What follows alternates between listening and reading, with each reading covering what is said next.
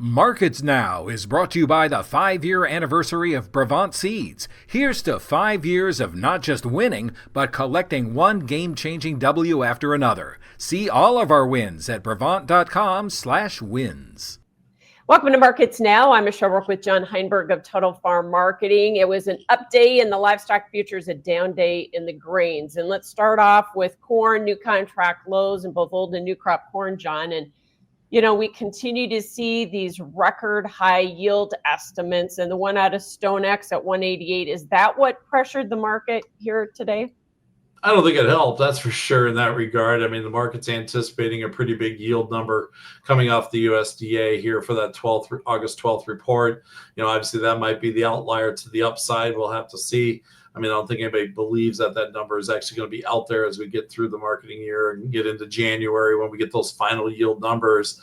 But again, highly rated crop, very comparable to 2016. There we saw that yield kind of peak out around that 4 to 5% window. You throw 4% on a 181 yield, that puts us up at 188. In terms of just the simple math. So I don't think it, as I said, surprised the market. I don't think it helped at all the day, but we would have saw a little more reaction on the overnight. I think as we went through the day, weather forecasts continue to stay friendly. We continue to see weakness in the wheat market. Soybeans lost their gains as well. So it just made the sellers in charge here as we obviously closed on new contract lows here in that corn market. Okay, the key, John, though, is what will USDA print next Tuesday when the WASDE comes out? 188 seems a little too high for USDA.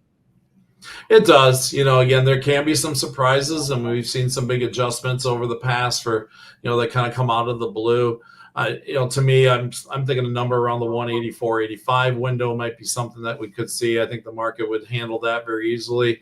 Not sure if they'll believe it or not either. We'll have to see. Right now, what the USDA has been putting out there has been very quickly discounted by the market as they continue to trade the flow of grain and supplies that are coming, things of that nature. So, John, how low do corn prices have to go to, figure in these bigger yields, do you think? No, I'm kind of looking at last year's numbers, because even if we get these bumps in yields and carryout goes back up and gets in the 2 billion window, we took September corn off at least right after first notice day, a low of 360. That put December around that 380, 385 window last year. That happened on the 27th of August. Really kind of watching that window, because that first notice day window can put a lot of pressure on those old crop supplies, especially since we got a decent amount that's got to move this year, but the big supply coming. So the market's going to kind of have people over the barrel in that regard. So that's what I'm at least targeting in the near term. Some of it will come down to how fast, if we do get there very quickly, that could open us up even more. I think this market's really trading a carryout projection for new crop, probably around that 2.1, 2.2 billion bushels, which would kind of fall into that camp. What about soybeans? We had a couple of days where we corrected. We kind of stopped out today. Do you think we ran up into some chart resistance, or is that market also trying to build in bigger yields?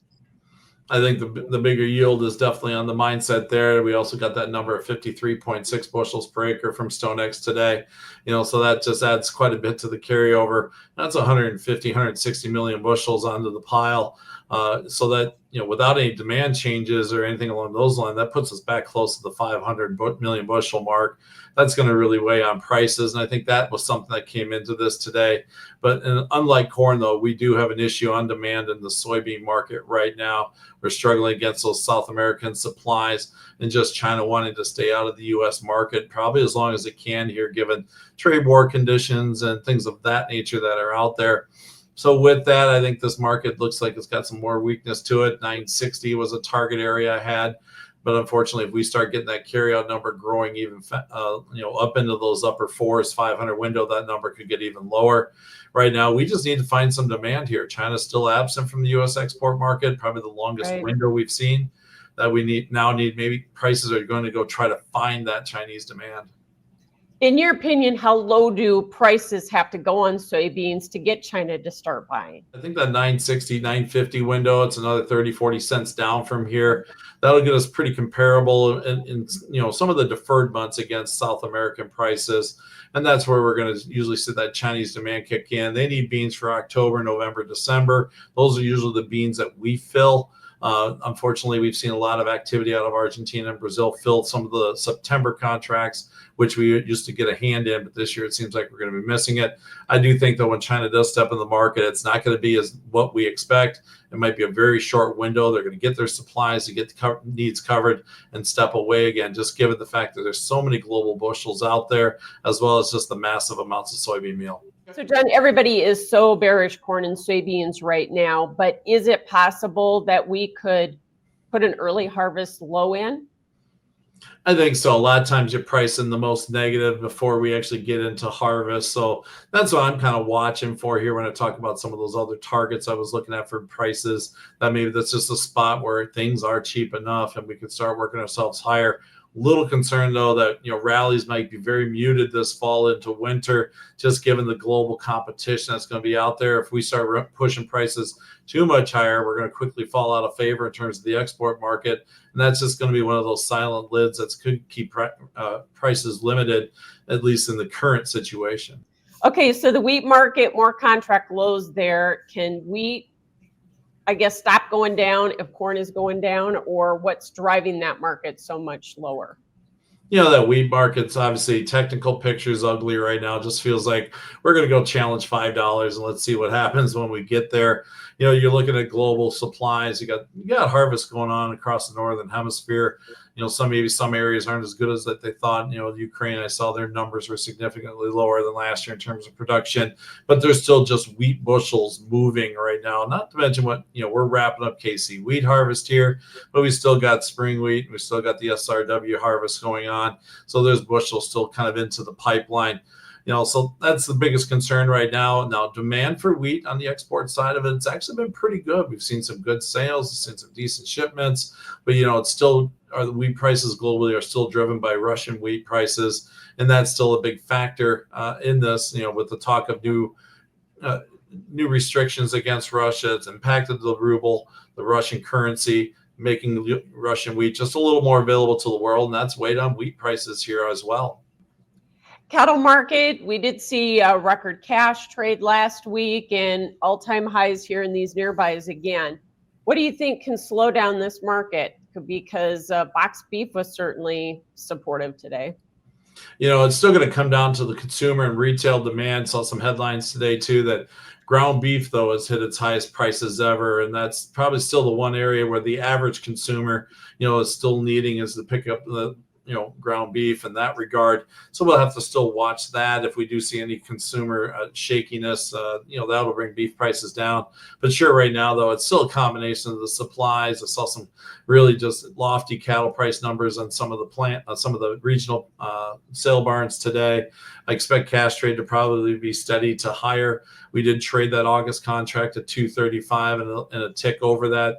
That matched last week's Southern cash trade, which seems to be where the market kind of wants to trade to. So I think the market's anticipating higher cash. We thought retail values were on the slide, but throw a quick $5 jump this week in choice carcasses. So maybe now we're starting to think about that Labor Day demand kicking in here. So that could be something to push this market higher. Still watching the October contract and those deferreds. That reversal from last week is still in control, at least at this time frame, as we haven't quite taken out that reversal high. Gotcha. But right now, cash is still king, right? Very much so. Same in the hog market. Cash is still king, and that's what's supporting both those markets at this time frame. Hogs are also getting spillover support, though, don't you think, from that cattle market?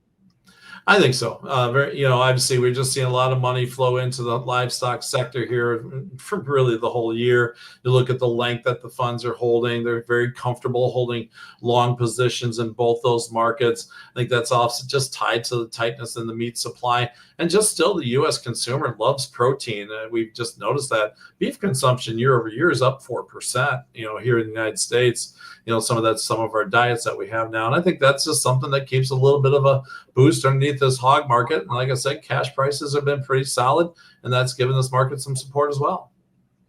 All right. Thanks for joining us, John Heinberg with Total Farm Marketing. That is Markets Now. You were right. You were right. You were right. Well, you were right. When you choose your seed brand, there's winning, and then there's... You were right. Should have gone with Brevant seeds. When you choose Brevant seeds, you don't just win. you get to be right. Don't just win, win. Talk with your retailer or visit Brevant.com/win to get started.